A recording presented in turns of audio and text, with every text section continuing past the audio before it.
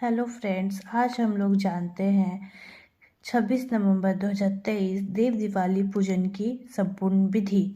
इस विधि से हमारे घर में सुख शांति समृद्धि हमेशा के लिए बनी रहती है। इस पूजन विधि में 7 पुष्प और 7 दिए का बहुत ही महत्व है। 7 पुष्प और 7 दिए वाले अचूक उपाय करने से रहेगी।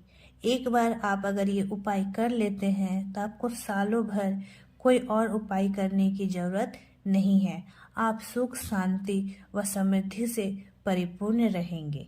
कभी भी आपको धन से समृद्धि से रिलेटेड कोई भी प्रॉब्लम व परेशानी नहीं होगी। तो आइए फ्रेंड, हम लोग जानते हैं देव दीपावली के पूजन विधि के बारे में, ताकि हम पूजन को अच्छी तरह से करें और लक्ष्मी जी की कृपा सदैव के लिए प्राप्त करें।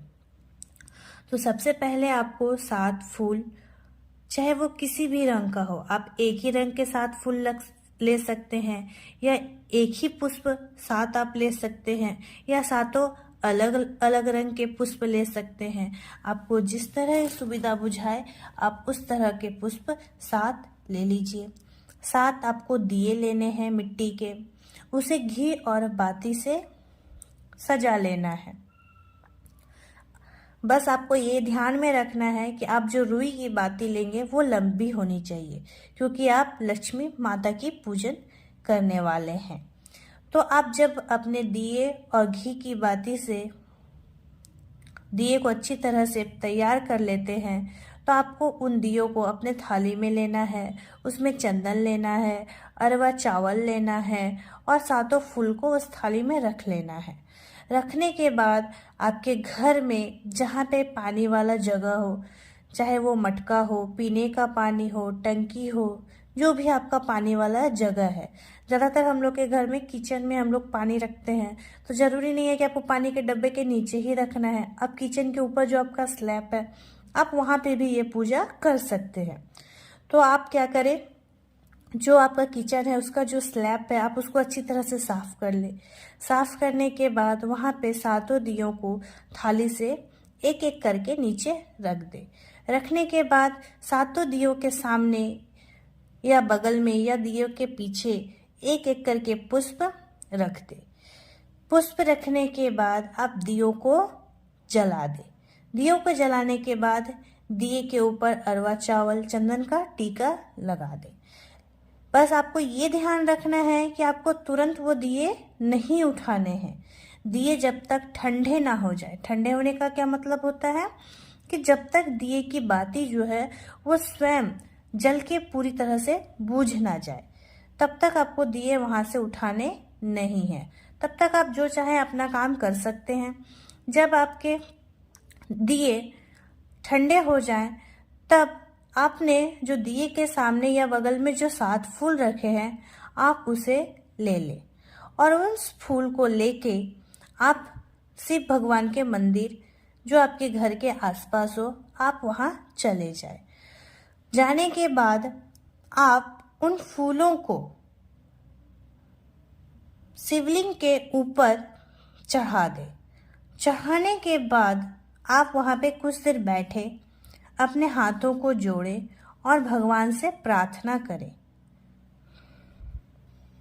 माता लक्ष्मी से कामना करें कि हे माँ, आप मेरे घर में सुख शांति समृद्धि बनाए रखें। कुबेर जी को ना भूले, कुबेर जी से भी प्रार्थना करें। अपनी मनोकामना, इच्छा, आपके अंदर जो भी है भावना, वो सब भगवान से कहें। कुछ देर बैठने के बाद, भगवान से अच्छी तरह से प्रार्थना करने के बाद आप उन फूलों को घर लेके चले आए। घर लाने के बाद उन फूलों को जहाँ पे आप पूजा करते हैं, जहाँ पे आपका घर में मंदिर हो या जहाँ पे आपने भगवान जी की स्थापना की है, आप उस जगह पे वो 7 फूल को रख दे। या फिर आप जहाँ पे आपकी तिजोरी है, जहाँ पे आप अपने पैसे को संभाल के रखते हैं, वहाँ पे वो फूल रख दे। और हमेशा के लिए रखें। ये ना कि आप एक दिन रखे, 2 दिन रखे, फूल को हटा लेनी। आप जब तक फूल को रखिएगा वो आपके लिए अच्छी है। आपके घर में बरकत आएगी, आपको कभी भी धन दौलत की कोई परेशानी नहीं आएगी। स्वयं आपके घर में लक्ष्मी माँ वास करेंगी। अच्छा हाँ, बहुतों के मन में ये सवाल होगा कि ये पूजा कब करें। तो आपके पास दिन भर, कब जब चाहें आप तब ये पूजन कर सकते हैं।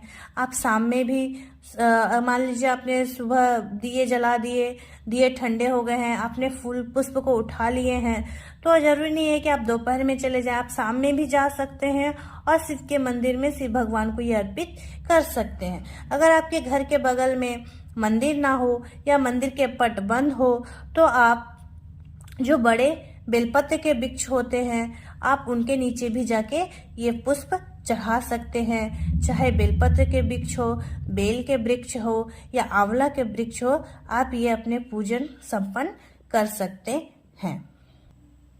आप अगर ये उपाय एक बार कर लेते हैं तो आपको पूरे साल कोई और उपाय करने की जरूरत नहीं है। इसीलिए ये पूजन विधि को महत्व देते हुए पूरे श्रद्धा से, पूरे मन से, पूरे विश्वास के साथ करें और इसका लाभ उठाएं। श्री शिवाय नमस्तुभ्यम। अगर आपको ये वीडियो अच्छी लगी हो तो please like, share and subscribe जरूर करें। Thank you.